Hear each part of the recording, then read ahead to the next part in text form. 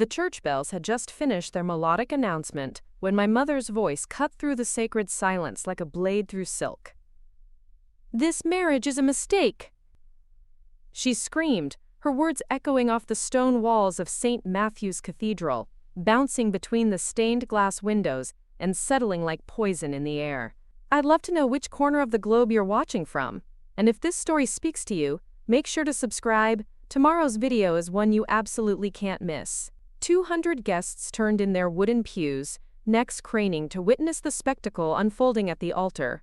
My wedding dress, a cascade of ivory lace that had taken 8 months to design, suddenly felt heavy as lead. The bouquet of white roses and baby's breath trembled in my hands as I watched my mother stride down the aisle, her navy blue dress billowing behind her like a storm cloud.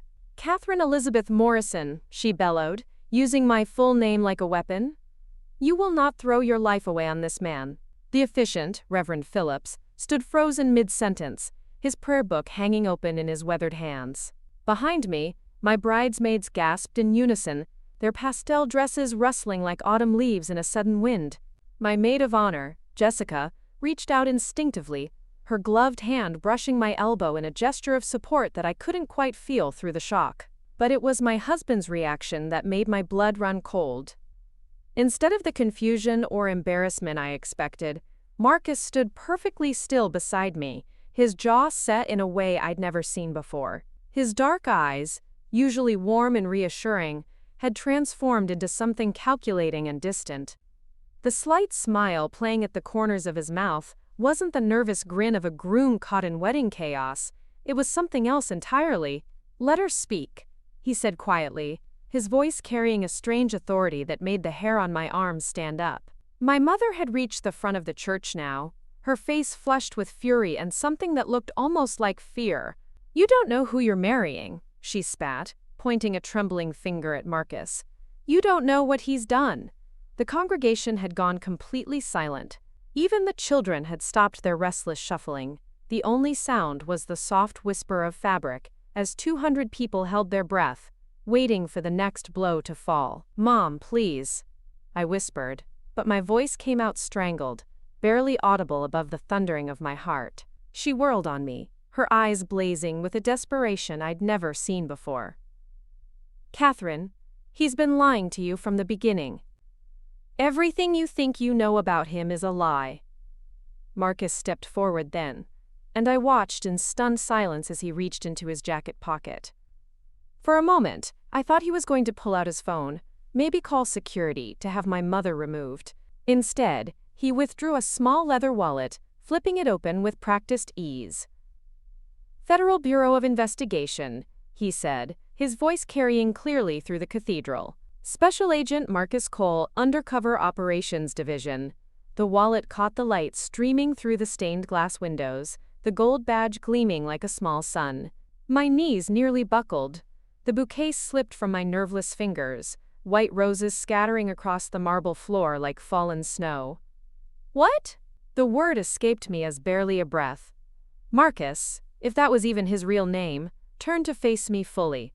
The man I'd been about to marry, the man I'd shared my bed with for 2 years, the man who made me laugh until my sides hurt and held me when I cried, was looking at me with the eyes of a stranger. "I'm sorry, Catherine," he said, and there was something in his voice that might have been genuine regret. "But your mother's right. This marriage can't happen." The church erupted. Voices rose in confusion and outrage, chairs scraping against stone as people half stood in their seats. I heard my father's voice calling my name from somewhere behind me, and Jessica's sharp intake of breath. But all of it felt muffled, as if I were underwater. My mother's face had gone pale, but there was a grim satisfaction in her eyes. "Tell her," she demanded, her voice shaking. "Tell her what you've been investigating." Marcus glanced around the church, taking in the chaos, the witnesses, the cameras that some guests had inevitably started pulling out. Then he looked back at me, and for just a moment, I saw a flicker of the man I thought I'd known. "Your family's construction company," he said quietly. "Morrison and Associates. We've been investigating it for federal tax evasion, money laundering, and connections to organized crime for the past 3 years." The words hit me like physical blows. Morrison and Associates was my father's company. The business he'd built from nothing, The legacy he'd always said would be mine someday. It was how we'd afforded the house in Beacon Hill, my education at Harvard, this very wedding. That's impossible, I breathed. I was assigned to get close to your family, Marcus continued, his FBI training evident in the way he delivered devastating information with clinical precision. The original plan was to befriend your brother David, but when I met you at that charity gala, he paused, something flickering across his face. The mission parameters changed. I remembered that night. The Boston Children's Hospital fundraiser 18 months ago. I'd been standing by the silent auction table, bidding on a weekend in Martha's Vineyard, when this handsome stranger approached me. He'd been charming, funny, everything I'd thought I wanted in a man. We'd talked for hours about art, about travel, about our dreams for the future. It had all been a lie. Catherine, sweetheart. My father's voice cut through my spiraling thoughts. I turned to see him making his way down the aisle, his face gray with shock. Behind him, my brother David looked like he was about to be sick. Dad, I said, and the word came out broken. Is it true? He reached me and took my hands, his fingers cold and trembling. Sweetheart, I can explain. Is it true? I repeated. Louder this time.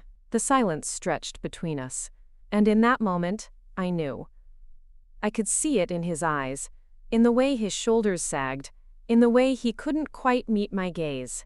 My father, the man who'd taught me to ride a bicycle, who'd walked me through my first heartbreak, who'd cried when I graduated summa cum laude from Harvard.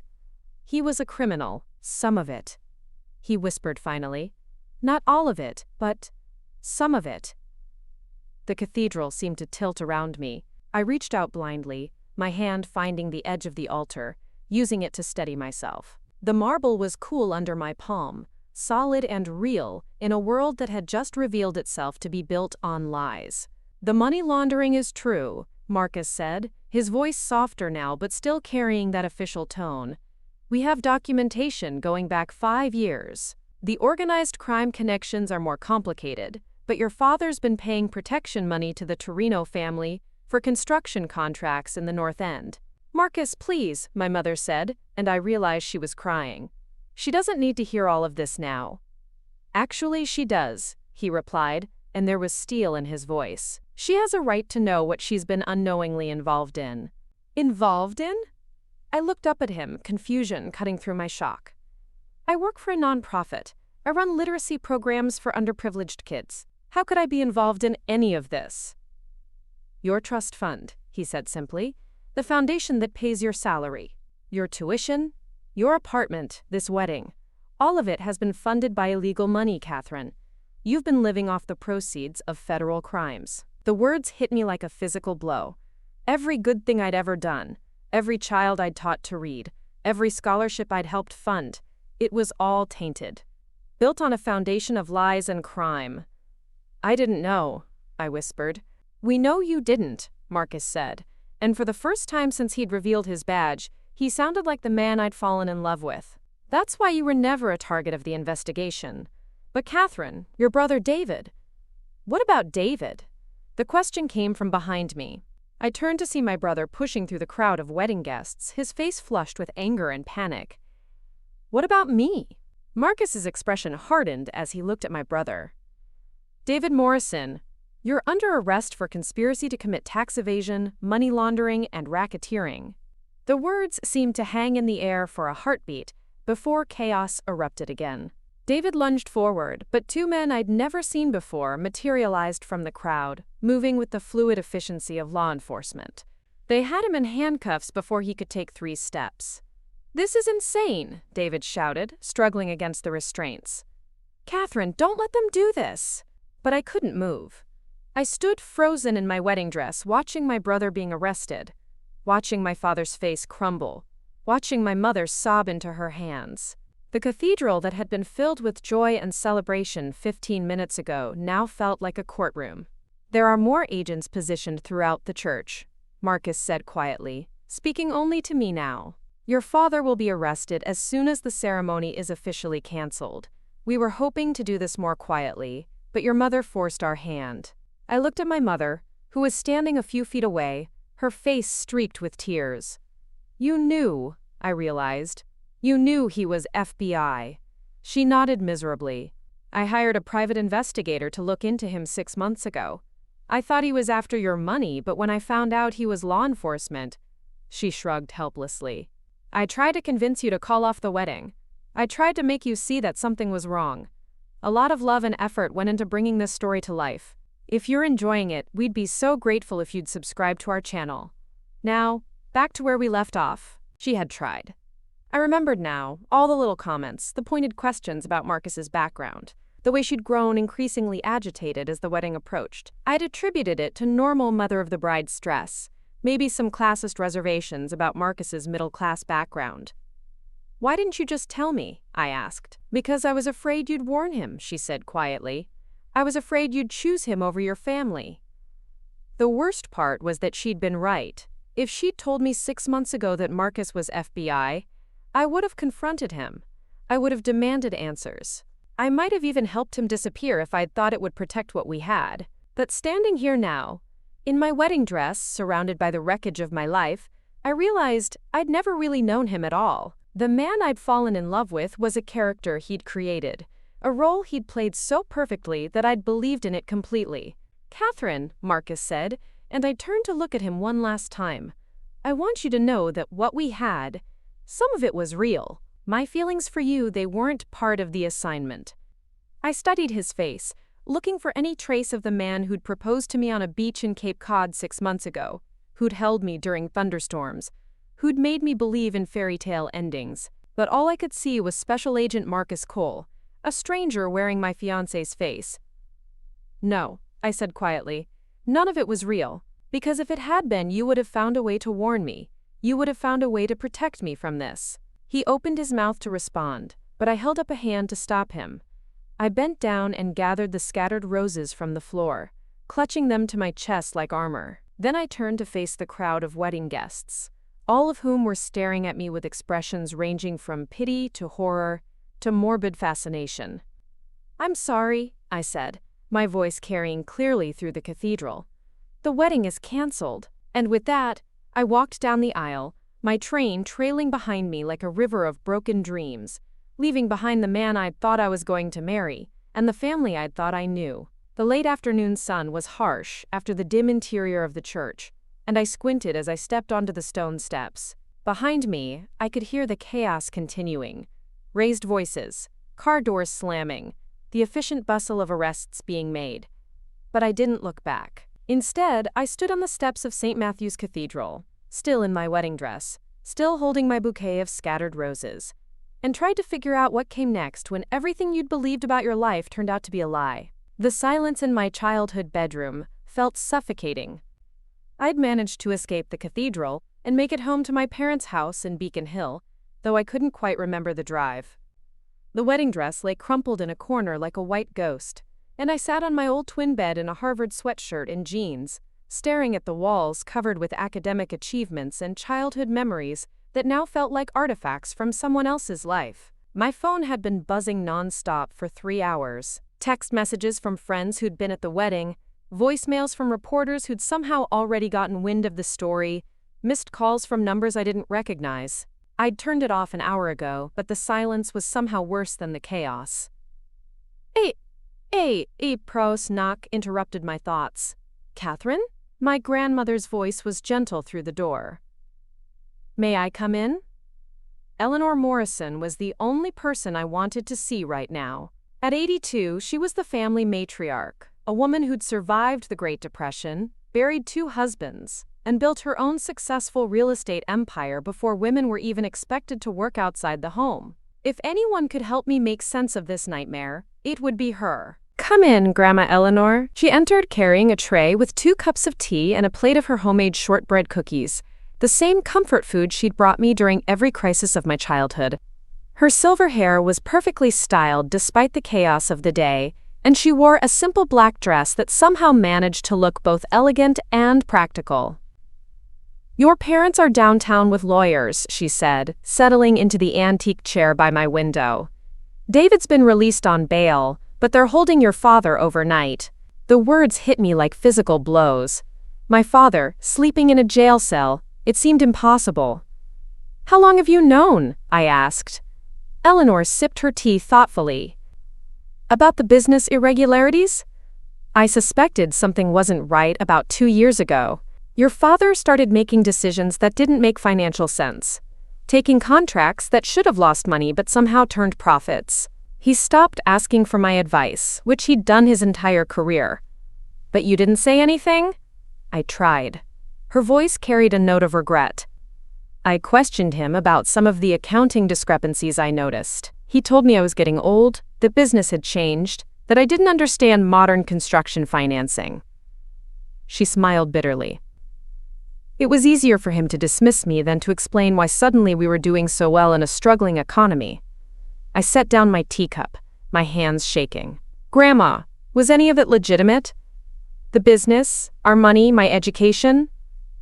Eleanor was quiet for a long moment, her blue eyes studying my face. Your great-grandfather started Morrison Construction in 1952 with nothing but a truck and a willingness to work 16-hour days. Your grandfather expanded it into Morrison and Associates in the 70s, built half the office buildings in downtown Boston. That was all legitimate, sweetheart. Good, honest work. But somewhere along the way, it changed. When your father took over 10 years ago, the economy was struggling. Construction contracts were scarce. Competition was fierce. I think he made some compromises he never intended to make permanent. She reached over and took my hand. One small corner cut, one questionable deal, and before you know it, you're in so deep you can't see daylight. I thought about Marcus, Agent Cole, and his clinical recitation of charges. Tax evasion, money laundering, connections to organized crime. How deep are we talking? Eleanor pulled a manila folder from her purse, the kind she'd always used for important documents. I've been doing some investigating of my own since I started suspecting. I have contacts at the city planning office, friends in the banking industry. After your mother called me this morning about the FBI agent, I made some phone calls. She handed me the folder. Inside were photocopies of contracts, bank statements, city permits, newspaper clippings. My father's signature appeared on dozens of documents, many of them involving companies I'd never heard of. Torino Construction Services. I read aloud from one contract. Grandma, isn't Torino an organized crime family? Yes, they've controlled certain construction territories in Boston for decades. Nothing gets built in the North End or parts of Southie without their approval. Eleanor's voice was matter-of-fact, as if she were discussing the weather. Your father started paying them protection money 5 years ago. Initially, it was just to avoid having his work sites vandalized or his workers intimidated. I flipped through more documents, seeing my family name attached to increasingly questionable dealings. But it escalated. They offered him contracts. Lucrative ones. All he had to do was inflate the costs, use their subcontractors, and look the other way when materials showed up that weren't quite what was ordered. Eleanor pulled out a bank statement. See this account? It's not one your father declared to the IRS. The Torinos helped him set up offshore accounts in the Cayman Islands. My head was spinning. The nonprofit salary I'd been so proud of, the apartment I'd saved for, the engagement ring that was probably still sitting in evidence somewhere. All of it connected to organized crime. There's more, Eleanor said gently. About your young man. I looked up sharply. What about him? Marcus Cole isn't his real name. She pulled out another sheet of paper. I have a friend who used to work for the State Department. She made some calls. His real name is Michael Christopher Coleman. He's been with the FBI for 8 years, specializing in organized crime and white-collar fraud. I stared at the paper, seeing a professional headshot of the man I'd thought I was going to marry. Even in the official photo, he looked exactly like the Marcus I'd known, but somehow the knowledge that it was all fabricated made him seem like a stranger. He's worked undercover before, Eleanor continued. 3 long-term assignments over the past 5 years. He's quite good at it, apparently. His supervisors consider him one of their most effective agents. Most effective at what? Destroying people's lives? Most effective at getting criminals to trust him. Eleanor's voice was gentle but firm. Catherine, I know this is painful, but from what I can tell, Agent Coleman is good at his job because he genuinely cares about justice. His previous cases have taken down major drug operations and corruption rings. He's not a monster. He lied to me for 2 years, I said, my voice cracking. He proposed to me. He was going to let me marry him under false pretenses. I don't think he intended for it to go that far. Eleanor pulled out another document. According to my State Department friend, the original plan was for him to befriend David, get invited to family functions, and gather evidence over a few months. But when he met you... She handed me what looked like an FBI internal memo, though I couldn't imagine how she'd gotten her hands on it. What is this? Agent Coleman requested reassignment from the Morrison case 6 months ago. His request was denied. He tried again 3 months ago, citing, quote, personal complications that could compromise the investigation. Denied again. I read the memo, seeing Michael's formal language, requesting to be removed from the case. The reason cited was development of genuine personal attachment to the subject's family member that conflicts with operational objectives. He tried to get off the case, I whispered, multiple times. But he was in too deep and knew too much. His supervisors needed him to see it through. Eleanor took the memo back. I'm not defending what he did, sweetheart. But I think you should know that he didn't want to hurt you. I stood up abruptly, pacing to the window that overlooked the garden where I'd played as a child. The rose bushes my mother had planted when I was born were blooming, their red petals bright against the green foliage. Everything looked exactly the same as it had this morning, but somehow the world felt completely different. Grandma, what am I supposed to do now? My father's in jail, my brother might go to prison, my fiancé is an FBI agent, and apparently I've been living off blood money my entire life. Eleanor stood and joined me at the window. You're going to figure out who Catherine Morrison really is when she's not defined by her family's success or her boyfriend's lies. I don't even know where to start. Well, you could start by deciding what you're going to do about your job. I turned to look at her. What do you mean? The Literacy Foundation you work for, it's funded entirely by your family's charitable donations. Given that those donations were made with illegally obtained money, the foundation is going to face some difficult questions. The FBI will likely freeze all assets pending investigation. The implications hit me like a truck. The literacy program, after-school tutoring, the scholarship fund. All of it would disappear. Hundreds of kids who depended on our programs would lose their support. There's a way to save it, Eleanor said carefully. But it would require you to make some difficult choices. What kind of choices? She pulled out another folder, this one thicker than the first. I've been thinking about this since your mother called me.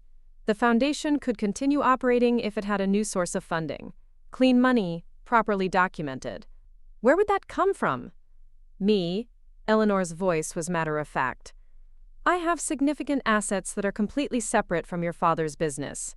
My real estate portfolio alone is worth $40 million. I could establish a new foundation, transfer all the literacy programs, maintain the staff and services. I stared at her. Grandma, that's incredibly generous, but there would be conditions. Her voice grew stern. You would have to cut all financial ties with your father's business. No more trust fund, no more family money, no more safety net. You'd have to start over with nothing but your education and your work ethic. The magnitude of what she was suggesting hit me slowly. No more Beacon Hill address, no more financial security, no more family connections smoothing my path. I'd be truly on my own for the first time in my life. And there's something else, Eleanor continued. The FBI is going to want to interview you extensively. They'll want to know everything about your relationship with Agent Coleman, everything you might have overheard about your father's business, everything you know about your brother's involvement. I don't know anything about David's involvement. Are you sure about that? Eleanor's blue eyes were sharp. Think, Catherine. Family dinners. Casual conversations. Times when you might have heard something but didn't realize its significance. I tried to remember, but my relationship with my family had always been somewhat distant. I'd been focused on my own career, my own life. Family gatherings were pleasant but surface level. We talked about my work with underprivileged kids, David's latest business trips, my father's golf game. Wait, I said suddenly. David's business trips. He was traveling constantly over the past year, but he never really explained what he was doing. And he always seemed to have a lot of cash. What kind of trips? New York, Philadelphia, Atlantic City? He said he was developing new business relationships, expanding the company's reach. I felt sick as the implications became clear. He was the go-between, wasn't he? Between Dad and the Torinos. Eleanor nodded grimly. That would be my guess. Your brother has always been more willing to bend rules than your father. If someone needed to negotiate with unsavory characters, David would be the logical choice. I sank back onto the bed, overwhelmed by the scope of the deception. How did I miss all of this? How was I so blind? Because you trusted your family. Because you believed the man you loved was who he said he was. There's nothing wrong with that, Catherine. The wrong was in their deception, not in your trust. My phone, which I'd turned back on to check for updates about my father, buzzed with a text message. I glanced at it, expecting another reporter or friend, but the number made my heart stop. Juan. It was from Marcus. Or Michael. Whatever his name was. We need to talk. There are things you need to know before the FBI interviews you. Meet me at the coffee shop where we had our first date. Please. This is about protecting you, not the case. I showed the message to Eleanor, who read it with pursed lips. What do you think? I asked. I think Agent Coleman is walking a very dangerous line between his personal feelings and his professional obligations. Meeting with you outside of official channels could end his career. So I shouldn't go. Eleanor was quiet for a moment, then smiled sadly. I think you should go. Not because you owe him anything, and not because you should trust him, but because you need to hear what he has to say, so you can decide who you want to be going forward. She stood to leave, then paused at the door. Catherine, whatever you decide about the foundation, about your family, about that young man, make sure you're choosing based on who you want to become, not who you've been told you are. After she left, I sat in the growing darkness of my childhood room, staring at the message from the man I'd thought I was going to marry. Outside, I could hear the familiar sounds of Beacon Hill in the evening, cars passing on the cobblestone streets, the distant sound of the harbor foghorn, the life of a city that had no idea my world had just exploded. I had a choice to make. I could stay here, in this room, in this house, in this life built on lies, and let someone else decide my future. Or I could get up, face the man who'd deceived me, and start building something real from the ashes of everything I'd believed. Myros. I picked up my car keys and headed for the door. The coffee shop looked exactly the same as it had 18 months ago when I'd first met Marcus Michael, whatever his name was. Café Luna sat tucked between a vintage bookstore and an art gallery in Cambridge's Porter Square, its exposed brick walls and mismatched furniture creating the bohemian atmosphere that had charmed me during our first date. But now the familiar surroundings felt like a stage set, everything beautiful and carefully arranged to hide the performance underneath. He was already there when I arrived, sitting at the same corner table where we'd talked until closing time that first night. He'd changed out of his wedding attire into jeans and a navy sweater, looking more like the graduate student he'd pretended to be when we first met than the federal agent I now knew him to be. His hands were wrapped around a coffee cup, and I could see the tension in his shoulders even from across the room. When he looked up and saw me, something flickered across his face. Relief? Guilt? Something that might have been genuine pain. I steeled myself against it. I couldn't afford to be swayed by expressions that might be just as manufactured as everything else about him.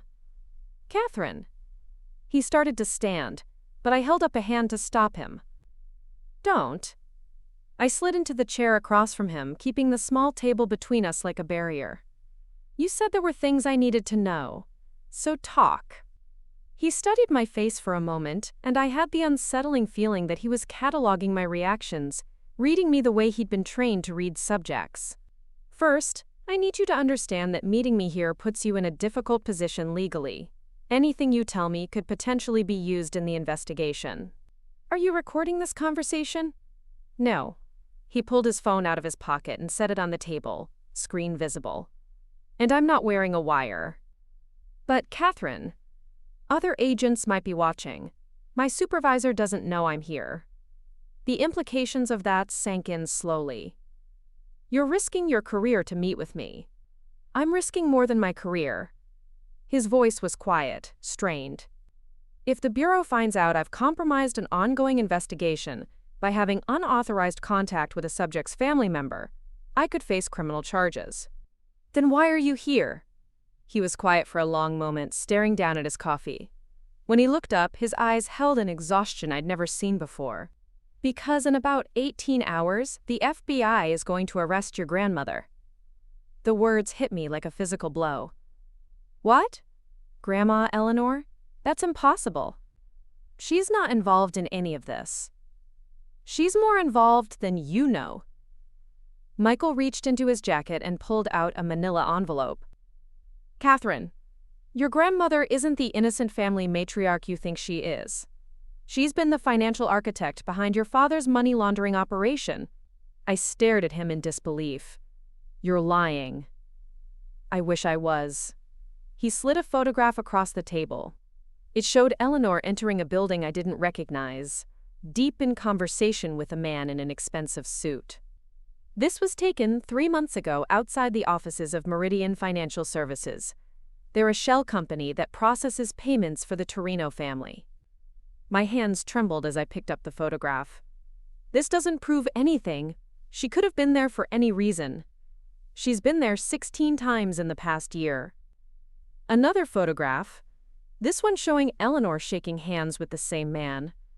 And this is Vincent Torino Jr., the family's chief financial officer. Your grandmother has been meeting with him regularly to coordinate the laundering of construction profits through her real estate holdings. The room seemed to spin around me. Eleanor, who'd brought me tea and cookies 3 hours ago, who'd offered to save my literacy foundation, who'd been my source of wisdom and comfort my entire life. I don't believe you. Michael pulled out more documents. Bank records, wire transfer receipts, property deeds. Meridian Financial would purchase properties through Eleanor's real estate company using dirty money from construction contracts. She'd hold the properties for 6 months, then sell them at a profit. The clean money would go back to your father's accounts as legitimate real estate investment returns. I forced myself to look at the documents, seeing Eleanor's signature on dozens of transactions. The elegant handwriting I'd watched her use to sign birthday cards and Christmas checks was there on papers that detailed the systematic laundering of millions of dollars. She's been doing this for 4 years, Michael continued. She's not a victim or an unwilling participant. She designed the system. My throat felt tight. The money she offered me for the foundation probably comes from laundered Torino profits. Catherine, if you accept any financial help from her, you could be charged as an accessory. I pushed the documents back across the table, unable to look at them anymore. Why are you telling me this? Why warn me? Michael was quiet for so long I thought he wasn't going to answer. When he finally spoke, his voice was barely above a whisper. Because despite everything you think about me, what I feel for you is real. And I can't watch you get destroyed by something you had no part in creating. You don't get to say that. Anger flared hot in my chest. You don't get to claim you care about me after what you've done. I tried to get off the case. I know. Eleanor showed me the memos. I leaned forward, letting him see the fury in my eyes. But you didn't try hard enough. You could have told me the truth 6 months ago. You could have found a way to warn me before I fell in love with a man who doesn't exist. If I had told you the truth, you would have warned your family. The investigation would have been compromised. Years of work would have been wasted, and the Torinos would have just moved their operations somewhere else. So my heart was acceptable collateral damage. No. His voice was fierce now, and for a moment I caught a glimpse of real emotion beneath his professional facade. That's why I kept requesting reassignment. That's why I tried to delay the wedding 3 times. I was trying to find a way to end this without hurting you. I remembered the delays, the venue that had suddenly become unavailable, the catering company that had unexpectedly gone out of business, the photographer who'd had a family emergency. I'd thought we were just having bad luck. You sabotaged our wedding planning. I was buying time, trying to figure out how to get you out of this cleanly. He ran a hand through his hair, a gesture I'd seen him make hundreds of times when he was stressed. Even now, knowing it might be calculated, it tugged at something in my chest. But then your mother hired that private investigator and everything accelerated. Tell me about the private investigator. James Harrison, former Boston PD detective. He's good at his job, but he's not subtle.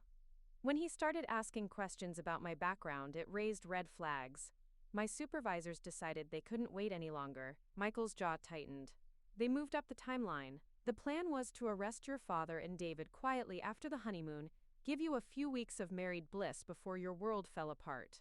The casualness with which he described the destruction of my life made me sick. How thoughtful of them. Catherine, I know you hate me right now. You have every right to. But there are more arrests coming, and some of them might surprise you. Who else? Your cousin Andrew. I felt the blood drain from my face. Andrew Morrison was David's age, the son of my father's younger brother. He worked for the family business, but had always seemed like the responsible one, the one who kept David's more impulsive tendencies in check. Andrew's not involved in the criminal side. He just handles payroll and basic accounting. He's been creating false employee records for the past 2 years. Michael slid another document across the table. Ghost employees whose paychecks go directly to Torino Associates. He's also been filing false insurance claims for workplace injuries that never happened. The list kept growing. Every person I'd trusted, every relationship that had felt solid and real, was built on lies. Who else? Your Uncle Thomas. Uncle Tommy? My voice came out strangled. Thomas Morrison was my father's younger brother, a jovial man who told terrible jokes at family gatherings and sent me $20 bills and birthday cards. He's not even part of the business. He's a high school history teacher. He's also been using his position at Boston Latin Academy to recruit students for money laundering operations. Kids from poor families who need cash, who won't ask questions about why they're being paid to open bank accounts and make deposits. The scope of it was staggering. It wasn't just my immediate family. It was aunts, uncles, cousins, a whole network of people I'd grown up loving and trusting. How many people are going to be arrested? 17, over the next 48 hours. Michael's voice was matter-of-fact, but I could see something like sympathy in his eyes. Catherine, the Morrison family has been under surveillance for 3 years. Every family gathering, every holiday dinner, every birthday party. We've had agents watching, recording, documenting. I thought about the past 3 years of family events, wondering which guests had been federal agents, which conversations had been recorded, how many of my private moments had been cataloged as evidence. Were you recording me the whole time? Our conversations, our intimate moments? No. His answer was quick and firm. I never wore recording devices around you. I never photographed or documented anything personal between us. My reports about you were limited to your work schedule and public activities. How am I supposed to believe that? Because if I had been recording you, you'd already be under arrest. He leaned forward slightly. Catherine, you've mentioned things over the past 2 years that could be construed as knowledge of illegal activities. Casual comments about your father's business success. Questions about why David traveled so much. Observations about your grandmother's real estate investments. If I had documented those conversations, you'd be facing conspiracy charges. The realization that he'd been protecting me, even while deceiving me, created a knot of confused emotions in my chest. I still don't understand why you're warning me now. Because tomorrow, when they arrest Eleanor, she's going to try to implicate you. She's going to claim that you knew about the money laundering, that you helped coordinate some of the transactions, that you're as guilty as the rest of the family. I stared at him in shock. That's not true. I know it's not true. But Eleanor's looking at 20 years in federal prison. She's going to say whatever she thinks will reduce her sentence, even if it means destroying you. The betrayal hit me like a physical blow. The woman who'd raised me when my parents were too busy, who'd taught me to be strong and independent, who'd offered to save my literacy foundation just hours ago, she was going to throw me under the bus to save herself. She already started, Michael continued quietly. This afternoon, while you were at your parents' house, she contacted my supervisor. She offered to provide evidence of your involvement in exchange for immunity. My hands were shaking now. What kind of evidence? Bank records showing that some of the foundation's funding was processed through accounts you had access to. email communications about real estate transactions that she claims you helped coordinate, meeting notes from family business discussions that she says you participated in. I never participated in any business discussions. I wasn't even interested in the family company. Eleanor is very good at making innocent actions look suspicious. That time you signed some papers for her when she had the flu last year? Those were property transfer documents for one of the shell companies. The weekend you helped her organize her office? She's claiming you saw and understood financial documents related to the laundering operation. I remembered both incidents clearly. Eleanor had been sick with pneumonia and needed someone to handle some routine paperwork. I'd signed where she told me to sign without reading the documents carefully. And when I'd helped organize her office, I just sorted papers into neat stacks without paying attention to what they were. She's been setting me up. For at least a year, yes. Catherine, I think Eleanor suspected we were getting close to uncovering the operation.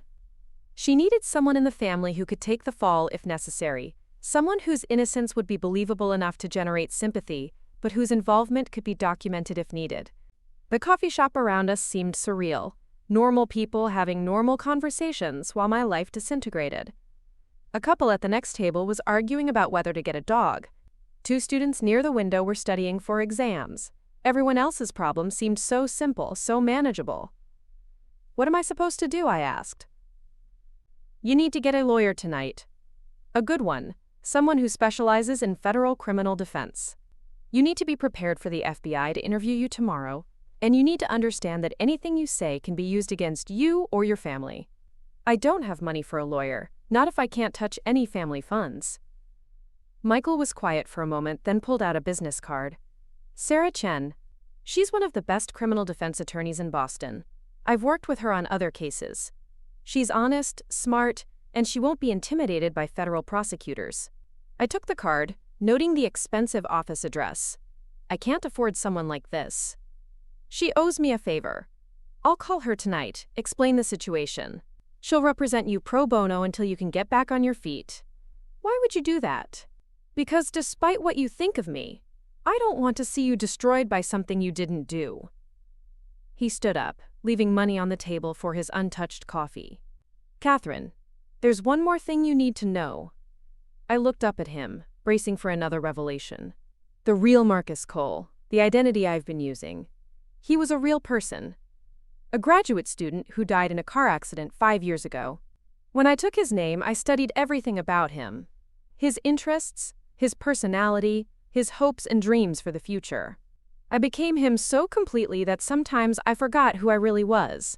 He paused, something vulnerable flickering across his face. The man you fell in love with, he was real. He was made up of pieces of who I am, and pieces of who Marcus Cole was, and pieces of who I wanted to be when I was with you. You didn't fall in love with a complete lie. You fell in love with the best parts of me, the parts I'd forgotten existed before I met you. Before I could respond, he was gone, leaving me alone in the coffee shop with a business card and the knowledge that everything I'd thought I knew about my family was wrong. Outside, Cambridge bustled with its usual evening energy, students hurrying to late dinners, couples walking hand in hand, people living lives uncomplicated by federal investigations and criminal enterprises. I sat in the coffee shop until they began closing, trying to process the magnitude of what was coming. By tomorrow night, my grandmother will be in jail. My uncle and cousin would be arrested. My entire extended family would be facing federal charges. And I would be completely alone, with nothing but a Harvard education and the determination to build something real from the ruins of everything I'd believed in. I pulled out my phone and dialed the number on Sarah Chen's business card. It was time to start fighting for my life.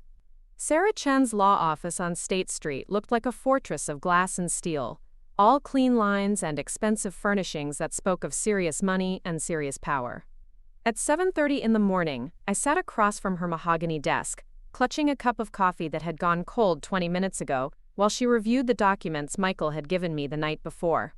Sarah was younger than I'd expected, maybe 40, with sharp eyes behind designer glasses, and an intensity that made the air around her seem to vibrate with energy.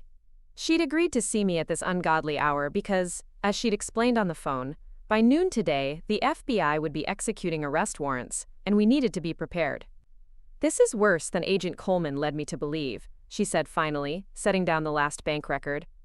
Catherine, your grandmother isn't just involved in money laundering. She's been running a sophisticated financial operation that involves tax evasion, wire fraud, and RICO violations. If convicted on all charges, she's looking at life in prison. The words hit me like ice water. Life in prison? She's 82 years old. Which is probably why she's so desperate to implicate you. Federal sentencing guidelines don't account for age when it comes to organized crime. Sarah leaned back in her chair, studying my face. Tell me about yesterday morning before the wedding. Did you have any conversations with Eleanor about your future, about money, about the foundation? I thought back to our conversation in my childhood bedroom. Eleanor's offer to fund the literacy programs. Her insistence that I cut all ties with my father's business. She offered to save my job. She said she'd establish a new foundation using her own money, but I'd have to give up all family financial support. Did you accept her offer? I didn't have time to decide. Everything happened so fast after the wedding. I trailed off, realizing the implications. She was trying to make it look like I was knowingly accepting laundered money. Exactly. If you had agreed to take her funding, and then this all came to light, it would look like you were aware of the illegal source of the money and chose to benefit from it anyway. Sarah made a note on her legal pad. What else did she say? She showed me documents about the family business, explained how Dad got involved with the Torinos. She seemed like she was trying to help me understand what was happening. She was establishing plausible deniability for herself, while creating evidence of your knowledge. Classic manipulation. Sarah's voice was grim. Catherine, I need you to understand something. Eleanor Morrison is not your loving grandmother right now. She's a criminal facing life in prison, who will say or do anything to reduce her sentence. That includes destroying you. My phone buzzed with a text message. I glanced at it and felt my stomach drop. It's from David. He wants to meet with me before he talks to the FBI this afternoon. Sarah held out her hand. Let me see that. I handed her the phone. She read the message, her expression darkening. Don't respond to this. In fact, don't communicate with any family members until after we know what they're telling federal investigators. But David's my brother. Maybe he has information that could help. David Morrison is facing 20 years in federal prison. He's not thinking about helping you. He's thinking about saving himself. Sarah stood and walked to her window, looking out at the harbor. Catherine, I've seen families destroy each other in situations like this. Blood means nothing when people are looking at decades behind bars. Another buzz from my phone. This time it was my mother. Catherine, please call me. We need to talk as a family before this gets any worse. Sarah read the message over my shoulder. They're coordinating. Your mother, David, probably Eleanor too. They're trying to get their stories straight and figure out how to minimize their own exposure. What about my father? He's been in federal custody since yesterday. No bail, no communication with the outside world except through his lawyer. Sarah returned to her desk. Which brings me to an important point. Your father's attorney contacted me an hour ago. I looked up sharply. What did he want? He wanted to know if you'd be willing to testify against other family members in exchange for immunity for your father. The request felt like a betrayal within a betrayal. They want me to turn on my own family? They want you to tell the truth about what you've observed over the years. Family conversations? Business discussions you might have overheard? Any knowledge you have about your relatives' activities? Sarah sat back down, her expression serious. Catherine, this is where it gets complicated. If you have information that could help the prosecution, providing it could protect you from charges. But it would also mean testifying against people you love. I don't have information. I was never involved in the business side of anything. Are you sure about that? Think carefully. Think about family gatherings, casual conversations, things that seemed innocent at the time but might have more meaning now. I closed my eyes, trying to remember. Family dinners, holiday celebrations, birthday parties. Most of the conversations had been about normal things. My work, David's latest girlfriend, my father's golf game. But there were other moments, Times when the men would disappear into my father's study for private conversations. Times when phone calls would interrupt dinner and someone would step outside to take them. There was a Christmas party 2 years ago, I said slowly. Uncle Tommy brought one of his students, a kid named Miguel.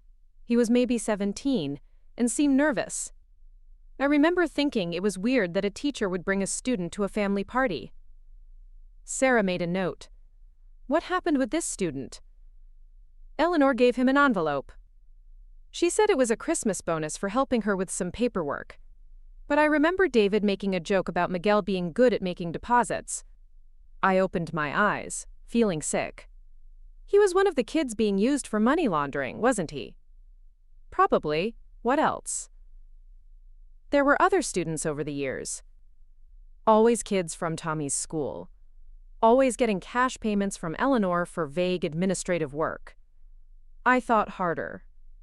And there was something else. Last summer, at David's birthday party, I heard him on the phone arguing with someone about pickup schedules and delivery routes. When I asked him about it later, he said it was about construction materials.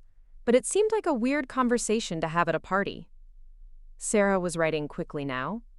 What kind of argument? Someone wasn't where they were supposed to be.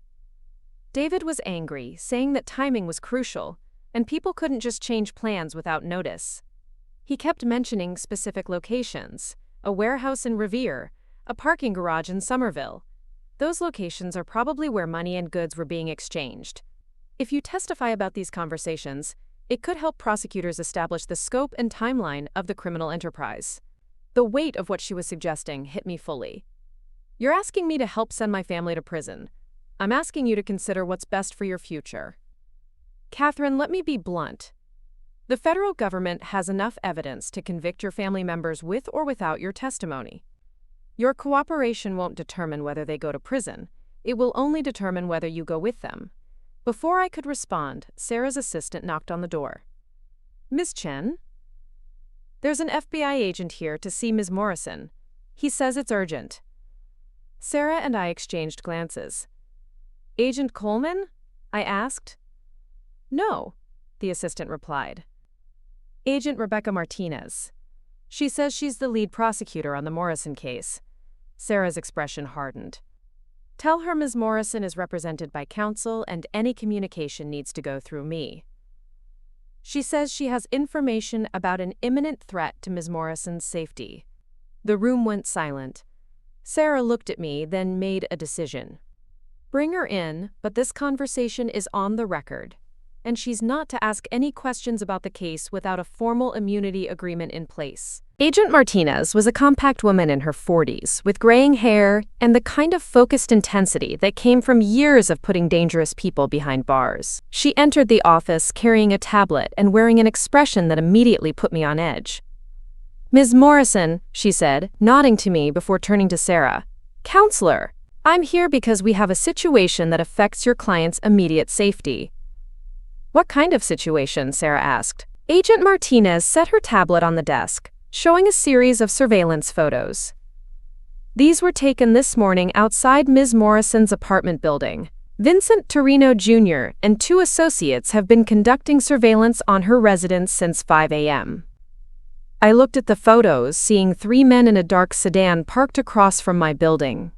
One of them was the same man I'd seen in the photos with Eleanor the night before. Why would they be watching me? Because as of last night, the Torino family believes you're cooperating with federal investigators. Someone leaked information about your meeting with Agent Coleman. Sarah leaned forward sharply. How did they get that information? We're investigating the source of the leak, but our immediate concern is Ms. Morrison's safety. The Torinos don't take kindly to people who cooperate with law enforcement. My hands started shaking. Are you saying they want to hurt me? I'm saying that Vincent Torino Jr. has been connected to 3 homicides in the past 5 years, all involving people who were perceived as threats to the family's operations. Agent Martinez's voice was matter-of-fact, but her eyes held genuine concern. Ms. Morrison, we can offer you protective custody until the arrests are completed and the immediate threat is neutralized. Protective custody means what exactly? Sarah asked. Safe house, 24-hour security, Complete isolation from family and friends until we can guarantee her safety. Given the scope of this investigation, we're looking at potentially several months. The idea of being locked away in some government facility, cut off from everything familiar, made my chest tight with panic. There has to be another option. There is, Agent Martinez said carefully. You could agree to formal cooperation with the investigation. If the Torinos believe you're already fully committed to testifying against them, the immediate threat decreases. They're more likely to focus their energy on escape or defense rather than intimidation. Sarah stood abruptly. Agent Martinez, you're asking my client to paint a target on her back in exchange for protection that you're not even sure you can provide. I'm offering her the best chance of staying alive while we dismantle a criminal organization that has killed people for less than what they think she knows. The room fell silent except for the sound of my own ragged breathing. Less than 24 hours ago, I'd been getting ready for my wedding, worried about whether the flowers would look right and if my dress fit properly. Now I was being asked to choose between protective custody and cooperation with a federal investigation, while dangerous criminals watched my apartment. I need a minute, I said. Agent Martinez nodded. Take all the time you need, but understand that every hour we wait increases the risk. The Torinos are smart, and they're getting desperate. Desperate people make dangerous decisions. She left the room, and Sarah and I sat in heavy silence. Through the window, Boston Harbor sparkled in the morning sun, and I could see people walking to work, living normal lives, dealing with normal problems. I envied them with an intensity that made my chest ache. What would you do? I asked Sarah. In your situation, I'd cooperate. Her answer was immediate and firm. Catherine, you're caught between a criminal organization that wants to silence you and a federal investigation that needs your testimony. Cooperation is the only option that gives you any control over the outcome, but testifying against my family. Your family put you in this position. Not the FBI, not the Torinos, not Agent Coleman. Your family chose to involve themselves in criminal activities, and they chose to put you at risk by association. Sarah's voice was gentle but uncompromising. You don't owe them your life. I thought about Eleanor's betrayal, David's attempts to coordinate with me, my father's decades of lies. I thought about the students Uncle Tommy had recruited, the money that had paid for my education and my apartment and my comfortable life. I thought about Marcus Michael and his warning that Eleanor would try to destroy me to save herself. If I cooperate, what happens to them? They face the consequences of their choices. Catherine, your testimony might actually help some of them. If you can establish that certain family members had limited involvement or were coerced into participation, it could lead to reduced sentences. And if I don't cooperate, then you'll likely be charged as a co-conspirator, and the Torinos will continue to see you as a threat. You'll be fighting both the federal government and organized crime, and you'll be doing it alone. I stood and walked to the window, looking out at the city where I'd grown up, where I'd built my career, where I'd thought I was going to start a married life with a man who didn't exist. Everything I'd believed about my life was gone, but I was still here. I was still alive, still capable of making choices, still able to decide who I wanted to be going forward. I want to see the cooperation agreement, I said finally. Sarah smiled for the first time since I'd met her.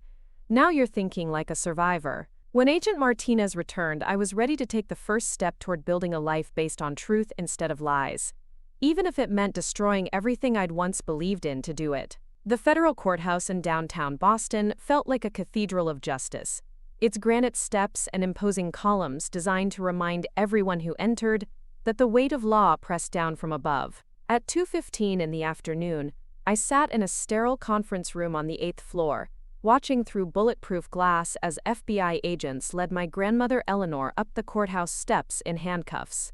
She looked smaller than I'd ever seen her, her perfectly styled silver hair disheveled, her elegant posture broken by the weight of what was happening to her.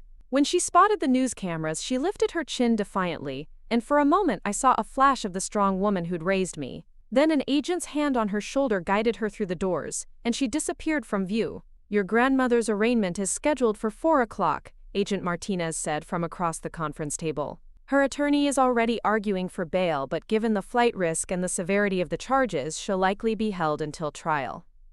I couldn't take my eyes off the window. How long until trial?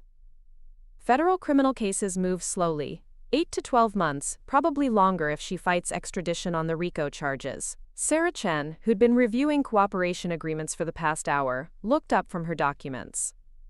"Catherine, you don't have to watch this." But I did have to watch. I needed to see the consequences of the choices my family had made. Needed to understand the full scope of what I was now part of, whether I wanted to be or not. Because in 30 minutes, I was going to walk into another conference room and begin the process of dismantling everything I'd once believed about the people I loved. My phone buzzed with yet another call from David. I'd been ignoring his attempts to contact me all morning, but the persistence was becoming unnerving. Sarah glanced at the screen and frowned. "He's called 12 times in the past 2 hours. That's not normal desperation. That's coordination desperation." She looked at Agent Martinez. "Has David Morrison been arrested yet?" "His arrest warrant was executed an hour ago at his apartment. He's not answering his phone because he can't. He's in federal custody." Ice ran through my veins. "Then who's been calling me?" Agent Martinez was already on her radio, speaking in rapid codes that I didn't understand. Within seconds, 2 additional agents appeared in the doorway, and Martinez turned to me with an expression that made my stomach drop. "Ms. Morrison, we need to move you to a secure location immediately. Someone has been using your brother's phone to track your location and monitor your communications." "Track my location?" The words came out strangled.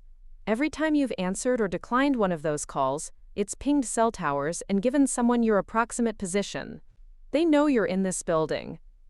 Sarah was already gathering her papers, her movements sharp and efficient. "How is that possible? David's in custody. Someone got his phone before we arrested him.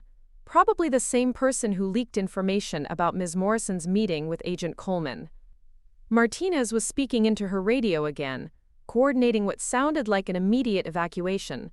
Through the window, I could see more black SUVs pulling up to the courthouse, agents in tactical gear, positioning themselves around the building's perimeter. Whatever was happening, it was bigger than just moving me to safety. Agent Martinez, one of the agents in the doorway, called out urgently. "We have a situation on the 3rd floor. 2 men just entered the building claiming to be Morrison family attorneys. Their IDs aren't checked out." My blood turned to ice. "They're here. The Torinos are inside the building." "Not for long." Martinez spoke into her radio one final time, then turned to me with the kind of calm authority that came from years of handling dangerous situations. "Ms. Morrison, we're going to escort you to a secure conference room on the 12th floor. You'll remain there until we've cleared the building and neutralized the threat." "What about the cooperation agreement? What about my testimony?" "That happens after we make sure you're alive to give it." The next 20 minutes passed in a blur of federal agents, service elevators, and radio chatter. I found myself in a windowless conference room surrounded by armed guards, while somewhere below us, the FB, I was hunting down people who wanted me dead for crimes I'd never committed. Sarah sat beside me, her usual professional composure cracked by the reality of physical danger. "Catherine, I need you to understand something. This level of response means the threat against you is credible and immediate. Whatever these people think you know, they're willing to kill federal agents to prevent you from testifying.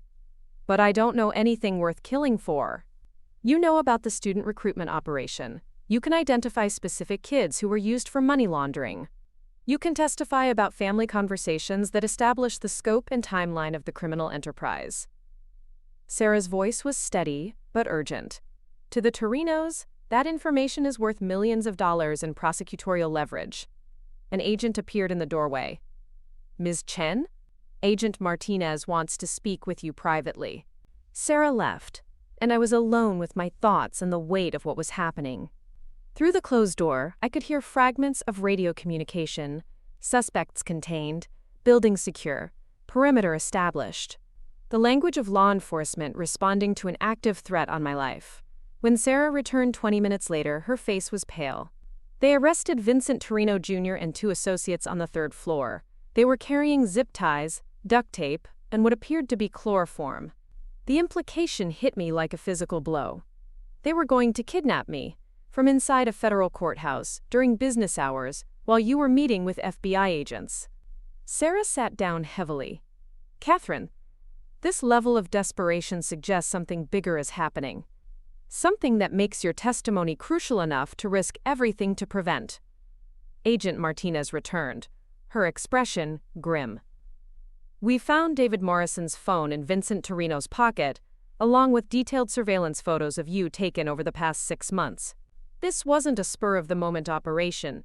They've been planning this for a long time. 6 months? I tried to process the timeline. That means they were watching me before the FBI investigation was even close to arrests. Which suggests someone in your family tipped them off about federal interest much earlier than we realized. Martinez sat across from me, her expression serious. Ms. Morrison, we need to accelerate your cooperation. These arrests will buy us time, but the Torino organization has resources and connections we're still uncovering. The longer you remain unprotected, the greater the risk. What kind of cooperation are we talking about? Full debriefing starting immediately. Everything you can remember about family conversations, business dealings, financial arrangements, social connections. Every detail, no matter how insignificant it seems. Sarah leaned forward. Catherine, they're also asking you to make recorded phone calls to specific family members. Recorded calls? With FBI monitoring, you'd contact relatives who haven't been arrested yet and try to get them to discuss details about the criminal operation. It's a standard investigative technique, but it means actively deceiving people you care about. The moral weight of what they were asking hit me fully.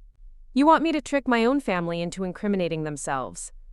We want you to give them the opportunity to tell the truth, Martinez corrected. If they're innocent of criminal activity, recorded conversations will establish that. If they're not, the recordings will provide evidence of their involvement. Who specifically? Martinez consulted her tablet. Your Aunt Patricia, David's girlfriend Amanda, your cousin Robert in Chicago. All 3 have had suspicious financial activity that suggests involvement in the money laundering operation, but we don't have enough evidence for arrests. I thought about Aunt Patricia, my father's sister, who'd always seemed so normal, so far removed from business dealings. She was a librarian, for God's sake. A quiet woman who collected antique books and sent homemade jam for Christmas. Patricia's not involved in any criminal activity. Patricia Morrison has received wire transfers totaling $400,000 over the past 2 years from shell companies connected to the Torino organization. The money was deposited into accounts linked to rare book acquisitions and art purchases. The revelation staggered me. She's been laundering money through antique book sales? That's what we need to establish. If you call her and ask about her recent art purchases, her responses will either confirm innocent explanations or reveal criminal knowledge. Sarah pulled out the cooperation agreement we'd been reviewing all morning. Catherine, I need you to understand the full scope of what you're agreeing to. This isn't just testimony about past conversations. They're asking you to actively participate in ongoing investigations. You'd essentially become an undercover asset for the federal government. For how long? Until all connected individuals are identified and arrested. Given the complexity of this organization, we're probably talking about 6 months to a year of active cooperation. The magnitude of what my life was becoming hit me like a wave. A year of recorded phone calls, of deceiving people I cared about, of living under federal protection while wearing a wire to family gatherings and social events. A year of being a professional betrayer of my own blood. And if I refuse? Martinez's expression didn't change. Then you'll be arrested as a co-conspirator in a RICO enterprise. The evidence against you is circumstantial but substantial. Financial benefit from criminal proceeds, presence at meetings where illegal activity was discussed, documented involvement in financial transactions connected to money laundering operations. But that evidence was manufactured by Eleanor to frame me. Prove it. Without cooperation, you'll be defending yourself against federal prosecutors who have a 93% conviction rate on RICO cases. Even with the best legal representation, you're looking at 10 to 15 years in federal prison. The choice was an illusion. Cooperate and destroy my family, or refuse and be destroyed myself. There was no third option, no moral high ground, no way to emerge from this with my integrity intact. I need to call my parents. Your parents are both in federal custody, Martinez said gently. Your mother was arrested this morning on conspiracy charges. She's being held at the same facility as your father. The last pillar of my old life crumbled. My parents, who'd raised me, who'd taught me right from wrong, who'd built what I thought was a respectable life, they were both in jail cells, facing decades in prison for crimes that had funded my education and my dreams. I want to see them. That's not possible until after you've completed your cooperation agreement.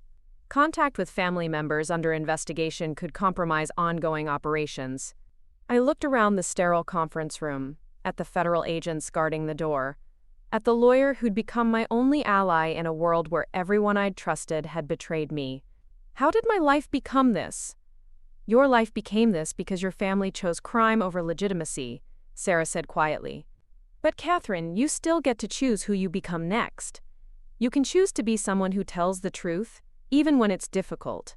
You can choose to be someone who breaks the cycle of criminal behavior that's defined your family for years. Agent Martinez slid the cooperation agreement across the table. Ms. Morrison, we need your decision. Vincent Torino Jr. will be released on bail within 24 hours. When that happens, you'll need federal protection, and federal protection requires federal cooperation. I picked up the pen, feeling its weight like an anchor. Signing this document would make me a federal informant, a betrayer of my own blood, a woman who destroyed her family to save herself.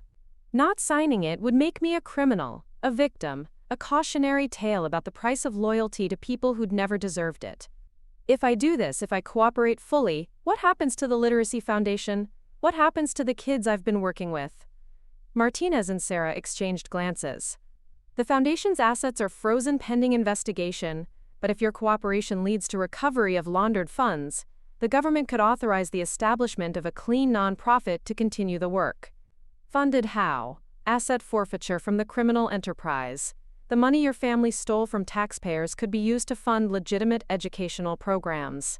Martinez's voice held something that might have been genuine sympathy. You could rebuild what your family destroyed, but you'd have to earn it by helping us dismantle what they built. I thought about Miguel, the nervous teenager from Uncle Tommy's school who'd been given an envelope full of cash at a Christmas party. I thought about all the other students who'd been recruited into criminal activity by adults they trusted. I thought about the children in my literacy programs, who deserved better than having their education funded by organized crime profits. I want immunity in writing for any past unknowing involvement in criminal activity. Done. I want a guarantee that recovered funds will be used to establish a legitimate educational foundation. We can advocate for that with the asset forfeiture court. And I want protection for any family members who can prove they were coerced or misled into involvement. Sarah smiled slightly. Now you're negotiating like someone who wants to survive this. I signed my name at the bottom of the cooperation agreement, and with that signature I stopped being Catherine Morrison, beloved daughter and granddaughter. I became something else entirely, a federal informant, a truth teller, a woman who chose survival over loyalty and justice over family. The pen felt like it weighed 1,000 pounds, but my hand was steady as I wrote. Outside the courthouse, news vans were gathering to cover the story of the Morrison family's downfall. Inside this conference room, I was becoming someone I'd never imagined I could be. Someone strong enough to destroy everything she'd once loved in order to build something better from the wreckage. 9 months later, I stood in the doorway of a small classroom in Roxbury, watching 8-year-old Marcus struggle with the word butterfly, while his tutor, Mrs. Rodriguez, patiently guided him through each syllable. The irony of his name wasn't lost on me. After everything I'd been through with Agent Michael Coleman, finding hope in another Marcus felt like the universe's complicated sense of humor. The Morrison Educational Foundation, the new, clean version funded entirely by recovered assets from my family's criminal enterprise, occupied the second floor of a renovated community center. The walls were painted in warm yellows and blues, nothing like the sterile federal facilities where I'd spent the first 3 months of my cooperation agreement. Here, children's artwork covered bulletin boards, and the sound of laughter echoed through hallways that had never seen a federal agent or heard testimony about organized crime. Miss Catherine? Marcus looked up from his workbook, his dark eyes bright with curiosity. Can you help me with this word? I sat beside him, noting how his small finger traced each letter carefully. What do you think it starts with? B, he said confidently. Like, beautiful. That's exactly right. And what comes after B? As he worked through the word, I thought about how different my life had become. The federal safe house in Newton had been my home for 6 months, while I provided testimony, made recorded phone calls, and helped the FBI map the full extent of my family's criminal network. The woman who'd lived there, jumping at every unexpected sound, sleeping with pepper spray on her nightstand, speaking into hidden microphones while pretending to have casual conversations with relatives, felt like a stranger now. The cooperation had been more extensive than anyone had initially anticipated. What started as a money laundering operation connected to the Torino family had revealed connections to 3 other organized crime groups, corrupted city officials, and a network of legitimate businesses being used as fronts for illegal activities. By the time federal prosecutors finished building their cases, 47 people had been arrested, including 12 who were members of my extended family. Marcus announced triumphantly, "Butterfly. Perfect. Now can you tell me what a butterfly does?" "It flies around flowers and makes them grow." Close enough. I smiled and handed him a gold star sticker, watching his face light up with pride. These moments, small victories in children's learning, the gradual rebuilding of trust in education, the simple joy of watching someone discover they were capable of more than they'd believed, had become my anchor in a world that still felt uncertain most days. My phone buzzed with a text from Sarah Chen, who'd become not just my attorney but something approaching a friend over the past months. Sentencing hearing moved to 2 p.m. Are you ready for this? Today was the day Eleanor Morrison would learn how many years she'd spend in federal prison.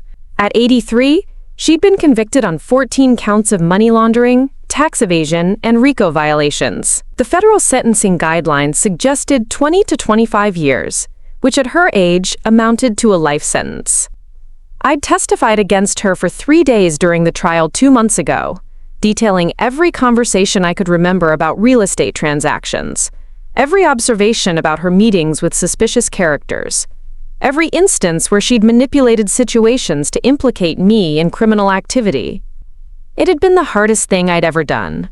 Not because I felt guilty about telling the truth, but because I could see in her eyes that she genuinely believed I was betraying her, rather than exposing her betrayal of me. "Miss Catherine, are you sad?" Marcus's question pulled me back to the present. A little bit, but sometimes, being sad about the past is how we make room for happiness in the future. He considered this seriously, then nodded as if it made perfect sense. Like when my mom was sad about my dad leaving, but then we got to move to a better apartment. Exactly like that. Mrs. Rodriguez appeared in the doorway. "Catherine, there's someone here to see you.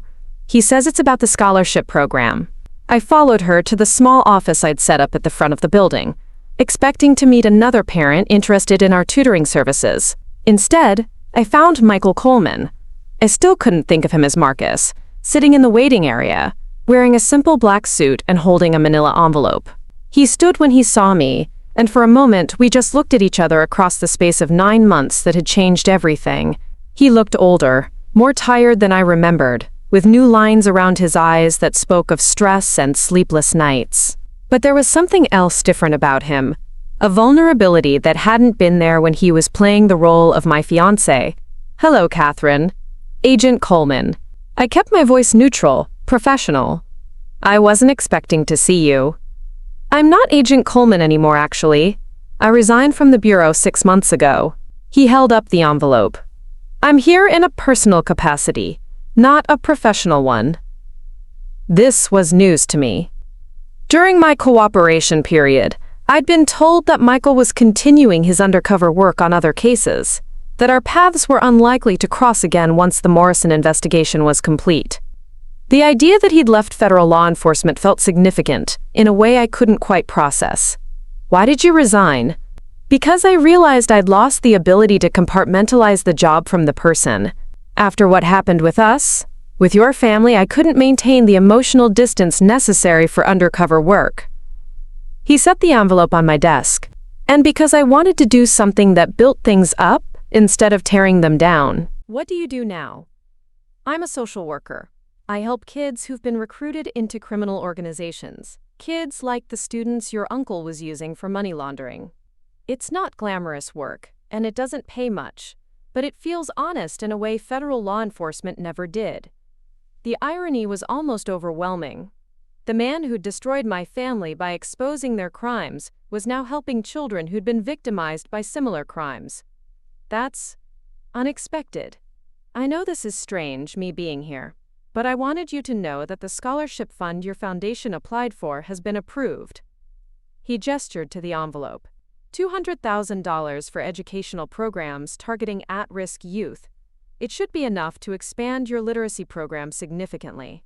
I opened the envelope, scanning the official documents. The scholarship was being funded by the Martinez Foundation for Youth Justice, a name I didn't recognize. I've never heard of this foundation. It's new. Rebecca Martinez, the FBI agent who handled your case, started it after she retired. She was so impressed by what you built here that she wanted to support similar programs. Michael paused. I recommended your foundation specifically. Why would you do that? Because what you've accomplished here is remarkable. You took the worst thing that ever happened to you and turned it into something that helps kids who are going through similar situations. You rebuilt your life based on truth instead of lies, and you're teaching children that education can be a path out of cycles of crime and poverty. I sat down heavily, overwhelmed by the unexpected validation. It doesn't feel remarkable most days. Most days it feels like I'm just trying to survive the guilt of destroying my family. Your family destroyed themselves, Catherine. You just refused to let them destroy you too. Michael's voice was gentle but firm. I've read the impact statements from the families of students your uncle recruited. Do you know what those parents said about you? I shook my head. They said you were the first person connected to the Morrison case who seemed to understand that their children were victims, not criminals. They said your testimony helped prosecutors treat those kids as witnesses instead of co-conspirators. You saved 17 teenagers from being charged with federal crimes. I'd known that my cooperation had helped protect the students who'd been manipulated into participating in the money laundering scheme, but I hadn't realized the full scope of what that meant for their families. I just told the truth about what I observed. You did more than that. You insisted on immunity agreements for those kids even when prosecutors wanted to use them as leverage against your uncle. You fought for people you barely knew because it was the right thing to do. The weight of the past 9 months, the isolation, the fear, the crushing guilt about my family's imprisonment, suddenly felt lighter. I'd been so focused on what I'd lost that I'd failed to see what I'd gained. The ability to sleep at night knowing I'd chosen truth over comfort, the satisfaction of building something legitimate and meaningful, the unexpected strength that came from surviving the complete destruction of everything I'd once believed about my life. How did you know where to find me? Sarah Chen mentioned the foundation when she spoke at a conference about victims' rights in federal cases. She was very proud of what you'd accomplished. Michael smiled slightly. She also mentioned that you'd been having nightmares about the sentencing hearings. It was true. As each family member had been sentenced over the past months, I dreamed about them in prison uniforms, about empty chairs at holiday tables, about conversations we'd never have again. My father had received 15 years, my mother 12, David 18. Uncle Tommy got 10 years, and various cousins and extended family members received sentences ranging from 3 to 8 years. The Morrison family, as it had existed for my entire life, was gone forever. Are you planning to attend Eleanor's sentencing today? I don't know. Part of me feels like I should be there, but another part of me thinks it's better to let that chapter close without me. Can I offer some unsolicited advice from someone who's made more than his share of mistakes about balancing justice and compassion? I nodded. Go, not because you owe her anything, and not because you need to see her punished. Go because you need to see that consequences exist, that actions have meaning, that the truth matters, even when it's painful. Michael stood to leave. And go because you're strong enough now to witness the end of her story without letting it define the beginning of yours. After he left, I sat in my office staring at the scholarship documents, thinking about the strange turns my life had taken. The man who'd posed as my fiancé to investigate my family was now funding programs to help children avoid the same criminal influences that had destroyed my relatives. The money that had once been used to launder organized crime profits was now paying for books and tutoring and hope. At 1:30, I closed the foundation for the day and drove downtown to the federal courthouse, the same building where I'd signed my cooperation agreement 9 months ago, where I'd testified against my grandmother, where I'd chosen truth over family loyalty. Eleanor's sentencing hearing was held in the same courtroom where she'd been convicted. She sat at the defendant's table in an orange jumpsuit, her silver hair now completely gray, her hands folded in her lap. When the judge announced her sentence, 22 years in federal prison, she didn't flinch. She simply nodded, as if she'd been expecting it. As the bailiff led her away, she turned and scanned the courtroom. Her eyes found mine, and for a moment we looked at each other across the space of everything that had been lost and everything that had been learned. She didn't smile, didn't nod, didn't acknowledge me at all. But in her eyes, I saw something that might have been understanding, the recognition that we'd both made choices, and we were both living with the consequences. After the hearing, I stood on the courthouse steps where this had all begun 9 months ago. The October air was crisp, carrying the smell of fallen leaves and the promise of winter. People hurried past on their way to normal jobs and normal lives, unaware that they were walking past someone who'd survived the complete destruction and reconstruction of her identity. My phone buzzed with a text from Mrs. Rodriguez. "Marcus read his first complete book today. He wants to show you tomorrow." I smiled, pocketing the phone and heading toward my car. Tomorrow I'd celebrate an 8-year-old's reading achievement. Next week I'd interview candidates for the new positions the scholarship money would fund. Next month I'd speak at a conference about supporting children affected by family criminal activity. I was building a life based on truth, funded by justice, sustained by the belief that people could change, that cycles could be broken, that sometimes the worst thing that ever happened to you could become the foundation for the best thing you ever did. The woman who'd stood on these courthouse steps 9 months ago in a wedding dress, surrounded by the wreckage of her family and her faith in the people she'd loved, was gone. In her place stood someone stronger, someone who'd learned that survival sometimes required the courage to destroy everything you'd once believed in order to build something better. As I drove back to Roxbury, back to my students and my work and my quietly extraordinary life, I realized that for the first time in 9 months I wasn't afraid of tomorrow. I was looking forward to it. Looking for more? We've got 2 amazing stories ready for you right on screen. If this one touched you, these are absolutely worth your time. Click to watch them now. And hey, subscribe and hit that bell to never miss our latest uploads.